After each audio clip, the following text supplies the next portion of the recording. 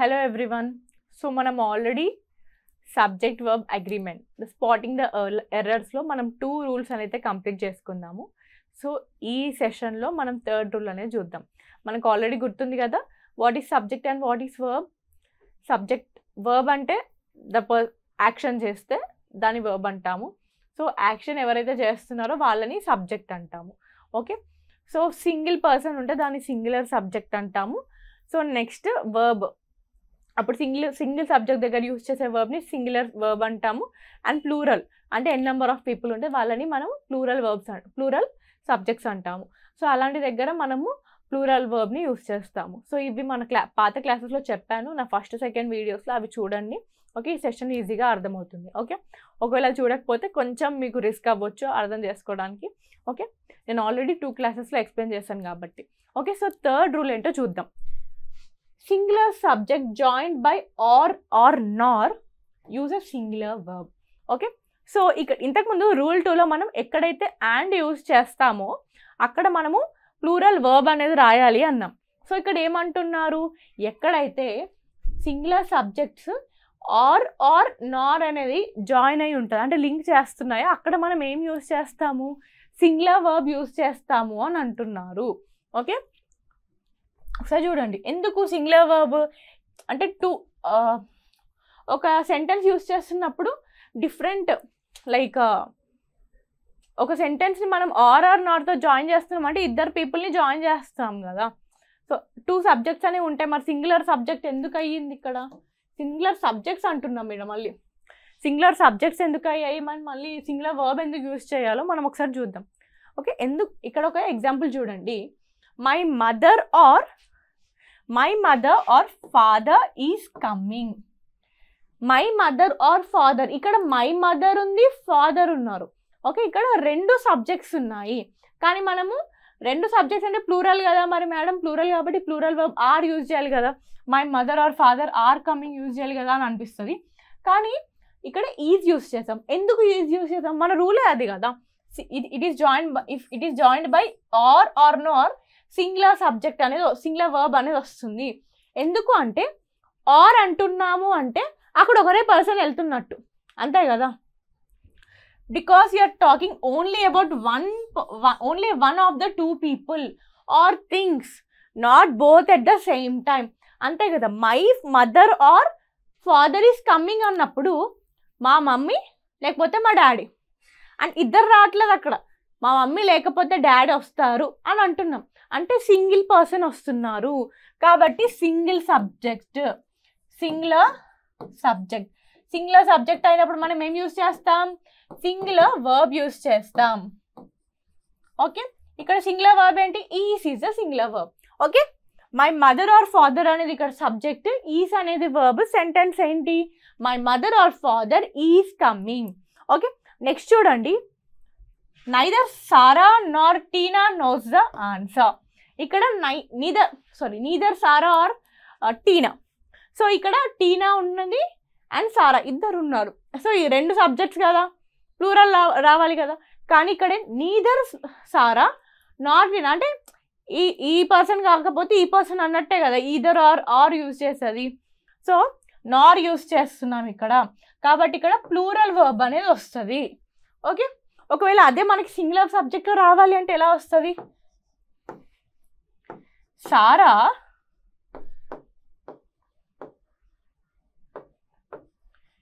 Knows the. So ఇప్పుడు ఇది చూడండి, సారా అనేది ఇక్కడ సింగులర్ సబ్జెక్ట్. ఓకే, ఇక్కడ నోస్ ఏంది, సింగులర్ వర్బ్. ఓకే, సో ఇక్కడ సారా నోస్ ద ఆన్సర్, ఇక్కడ మనకి క్లారిటీ ఉంటుంది. కానీ ఎప్పుడైతే నైదర్ సారా నార్ టీనా అని వచ్చినప్పుడు నోస్ అక్కడ ఇద్దరు పర్సన్స్ వచ్చినప్పుడే మనం కన్ఫ్యూజ్ అవుతాం. ఒక్కటి గుర్తుపెట్టుకోండి, నార్ వచ్చినప్పుడు ఆర్ వచ్చినప్పుడు ఏదైనా ఒకటే person, my mother or father is coming అంటే మా మమ్మీ లేకపోతే డాడీ అంటే ఒకటే పర్సన్ వస్తున్నట్టు, ఇద్దరు వస్తున్నారంటే my mother and father are coming అలా పెట్టాలి. ఓకే, ఇంగ్లీష్ చూసినంత ఈజీగా ఉండదు, ఇవే ఉంటాయన్నమాట మనం మామూలుగా డైలీ మాట్లాడే మిస్టేక్స్ ఇవన్నీ. ఓకే, ఇప్పుడు చూడండి ఈ సెంటెన్సే,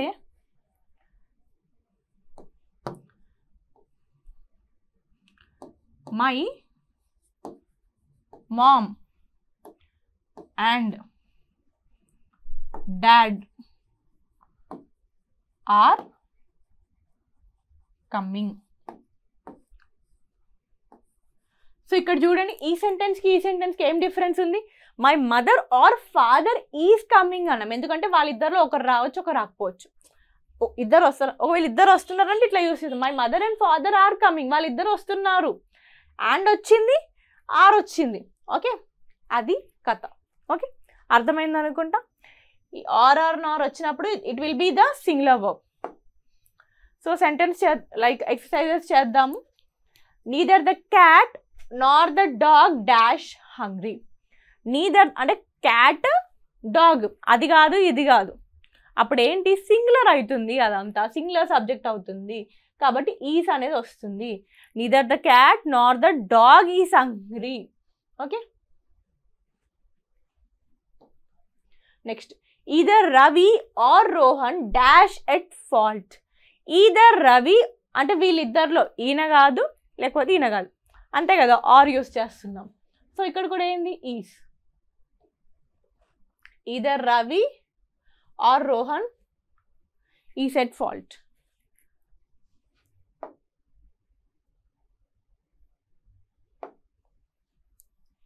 next both the teacher and the students dash in the classroom. ఇక్కడ ఏమంటున్నారు? బోత్. చూడండి ఇక్కడ both the students అండ్ అన్నాము, అండ్ అన్నప్పుడు ఏమవుతుంది? టీచర్ అన్నాం స్టూడెంట్స్ అన్నాము, అంటే ఇక్కడ ఏంది? They are plural subjects. Plural subject అయినప్పుడు ఏమవుతుంది? ప్లూరల్ వర్బ్ వస్తుంది. సో ఇక్కడ ఏమొస్తుంది? ఆటోమేటిక్గా both the teacher and the students are in the classroom. అర్థమవుతుంది కదా డిఫరెన్స్? ఆర్ చూసుకోండి, అండ్ చూసుకోండి సెంటెన్సెస్లో. Either a notebook or a pen dash needed, ఏమొస్తుంది? ఈజ్ వస్తుంది. ఎందుకు? బికాస్ ఆర్ వచ్చింది. ఆర్ వచ్చినప్పుడు సబ్జెక్ట్స్లో సింగులర్ సబ్జెక్ట్స్లో ఏమవుతుంది? సింగులర్ వర్బ్ వస్తుంది. So is is a singular verb. Jack and his brothers dash playing football out side. Jack and అంటే Jack and వాళ్ళ తమ్ముళ్ళు ఫుట్బాల్ బయట ఆడుకుంటున్నారు. జాక్ అండ్ వచ్చింది. వీళ్ళిద్దరు ఏంటి ఇక్కడ? Plural subjects. Plural subjects. Plural subjects వస్తే ఏంటి? Will have plural verb. Plural verb ఏమొస్తుంది? ఆర్ వస్తుంది. ఓకే, అండ్ అనేది వచ్చింది, అది గమనించండి. ఓకే, సో ఇది మన రూల్ 3. సో నెక్స్ట్ మనం రూల్ 4ని డిస్కస్ చేద్దాం. ఓకే, రూల్ 4 ఏంటి అంటే mixed subjects, singular plus plural joined by or nor. Okay, అంటే ఫస్ట్ దానిలాగానే ఆర్ నార్ వచ్చింది కదా అని కన్ఫ్యూజ్ అవ్వకండి, ఒకసారి చూడండి. When one subject is singular and other is plural and they are joined by or nor, the verb agrees with the subject that is closest to it. So ఇప్పటిదాకా మనం ఏం చూసాము? ఈ సెంటెన్స్ చూడండి ఒకసారి. ఇక్కడ చూడండి, ఎగ్జాక్ట్లీ 4th చూడండి sentence. Either a notebook or a pen. ఇక్కడ పెన్ అండ్ నోట్బుక్ ఎలా ఉంది? సింగులర్ టర్మ్స్లో ఉంది, అంటే ఒకటే నోట్బుక్ ఒకటే పెన్, అంతే కదా. ఓకే, అలా వచ్చినప్పుడు మనము ఇక్కడ దీన్ని సింగులర్గా కన్సిడర్ చేస్తున్నాము, ఇక్కడ వచ్చేదాన్ని సింగులర్ వర్బ్ అంటున్నాము. సో ఇక్కడ ఏమంటున్నారు రూల్లో? ఎప్పుడైతే కనుక ఒక సెంటెన్స్లో ఒక సింగులర్ సబ్జెక్ట్ ఉంది అండ్ ఆల్సో ఒక ప్లూరల్ సబ్జెక్ట్ ఉంది అండ్ ఆల్సో ఈ singular subject and plural subject or నార్తో లింక్ అయి ఉన్నాయి, అప్పుడు వర్బ్ ఏం చేస్తుంది? వర్బ్ ఎలా రావాలి? దానికి దగ్గరగా ఉన్న సబ్జెక్ట్ ఏదైతే ఉందో దాన్ని బట్టి డిసైడ్ చేస్తుంది అన్నమాట ఏం రావాలనేసి. ఒకసారి మనం ఎగ్జాంపుల్ చూద్దాం. Either the teachers or the principal is responsible. Okay, either the teachers. So ఇక్కడ సబ్జెక్ట్స్ ఏంటి? టీచర్స్. ఇక్కడ టీచర్స్ అనేది ఏంటి? It is A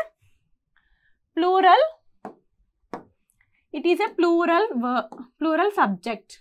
okay, or the principal. Just principals అనట్లేదు.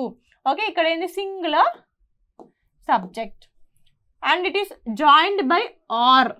ఓకే, ఆర్ వచ్చింది. సో ఇక్కడ వర్బ్ ఏంది? ఈజ్ వచ్చింది.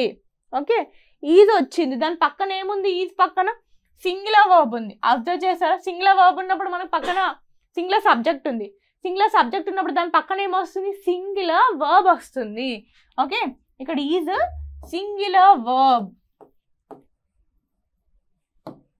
ఓకే, అర్థమైంది కదా.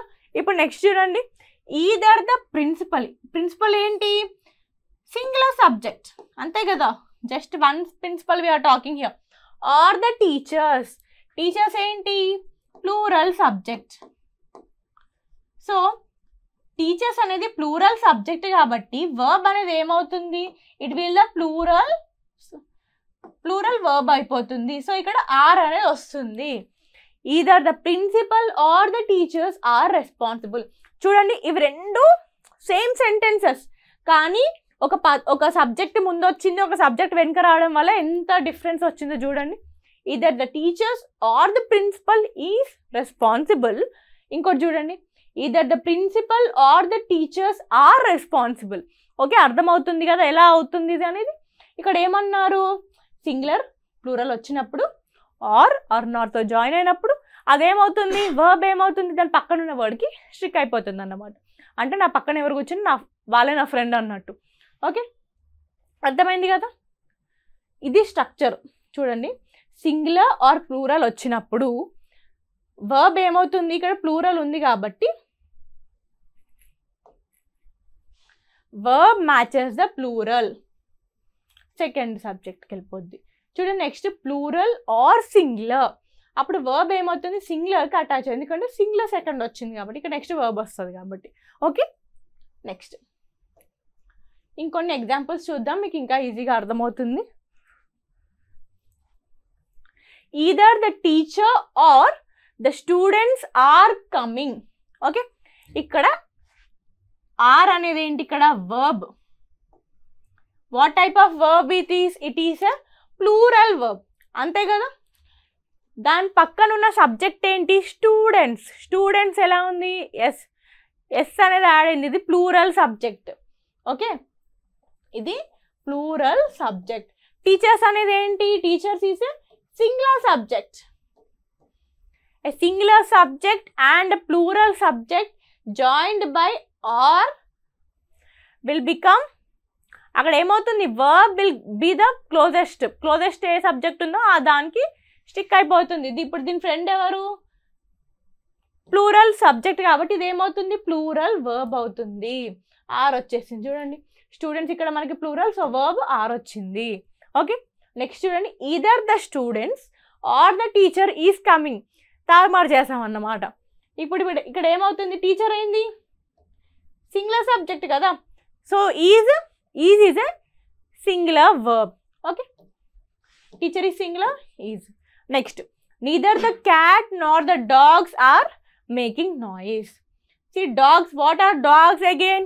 Dogs are a plural subject, and whereas cat, there is only one cat here, so adenti singular subject. So dogs plural kabatti next vache verb emoutundi, it will the plural verb. Okay, are. Next, neither the dogs nor the cat is making noise. ikkada chudandi malli tarmar chesam ade sentence ikkada is ochindi. అయితే cat ఏంటి, ఇక్కడ cat is singular subject, right. ఒకటే cat ఉంది, singular subject ఉన్నప్పుడు ఏమొస్తుంది, singular verb వస్తుంది. So is has గాటన్ here. Okay, అర్థమైంది కదా. ఇది మన రూల్ 4. సో దీని మీద కొన్ని ఎక్సర్సైజెస్ చేద్దాము. Either the manager or the employees attending the meeting. So ఇక్కడ చూడండి, మనకి ఇక్కడ గ్యాప్ ఉంది కదా, దానికి ముందున్న వర్బ్ సబ్జెక్ట్ ఉంది కదా, ఇక్కడ ఎంప్లాయీ సబ్జెక్టే, మేనేజర్ సబ్జెక్టే. మేనేజర్ ఏంటి, ఇక్కడ సింగిల్ ఒక్కడే ఉన్నాడు, ఎంప్లాయీస్ చాలా మంది ఉన్నారు, అంటే ఇక్కడ ఇది ప్లూరల్ వర్బ్. అప్పుడు ఇక్కడ ఏమవుతుంది, ఆర్ వస్తుంది, బికాస్ ఆర్ ఈస్ ఇది plural subject, are plural verb. either the manager or the employees are attending the meeting. Okay, next word చూడండి, either the employees or the manager dash attending the meeting. Manager, who is manager again? Singular subject వచ్చినప్పుడు what will be happening, singular verb వస్తుంది, singular verb ఇక్కడ is. Okay, either the employees or the manager is attending the meeting. Okay, next word చూద్దాం, neither the boys nor the girl dash ready. Boys is a plural one, plural subject. Girl is a singular subject. Singular subject వచ్చింది. What will be the verb here? Singular verb. Okay, is వస్తుంది. Neither the boys nor the girl is ready. Okay, next చూడండి. Neither the girl nor the boys. Boys ఇక్కడ ఏంది? verb పక్కన ఏముంది? Plural subject. Plural subject వచ్చింది అంటే plural verb వస్తుంది. So what will be the సెంటెన్స్లో ఏమొస్తుంది? ఆర్ వస్తుంది. ఎందుకంటే are is a plural verb and boys is a plural subject. neither the girl nor the boys are ready. Okay, next. Either the pen or the pencils dash missing. Pencils అన్నాము. What is pencils again? Pencils is a plural subject. So what comes the verb here? అది plural verb అవుతుంది. So are అనేది వస్తుంది. Either the pen or the pencils are missing. Okay, next. Either the pencils or the pen dash missing. Pen వచ్చింది. It is a singular subject. So what will be the verb here? It will be the singular verb. So is వస్తుంది. Either the pencils or the pen is missing. So ఒకసారి మీరు ఏం చేయండి అంటే previous క్లాసెస్ని చూడండి. ఈ subject verb, singular verb, plural verb, okay, singular subject, plural subject, దాని మీద క్లారిటీ వస్తుంది. Okay, so this is rule 3. Next క్లాస్లో వేరే రూల్స్ చూద్దాం. Okay, thank you.